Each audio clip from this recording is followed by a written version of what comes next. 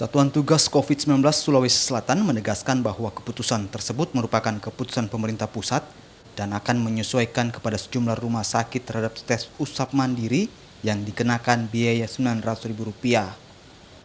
Selain itu, Satuan Tugas Provinsi Sulawesi Selatan akan tetap aktif melakukan pengawasan terhadap kebijakan ini. Kebijakan ini juga meringankan beban masyarakat yang ingin melakukan tes usap atau tes swab secara mandiri.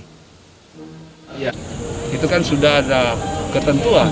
Nah, karena itu sudah ketentuan ya kita tinggal menyelesaikan, kan semua dikendalikan dan dikoordinir oleh pemerintah daerah, dalam hal ini dinas kesehatan, kan sudah seperti itu.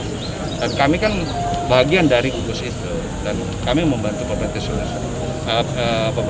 Provinsi Sulawesi Selatan dalam hal ini gugus. Kita masuk dalam bagian kegiatan gugus tugas. Oke?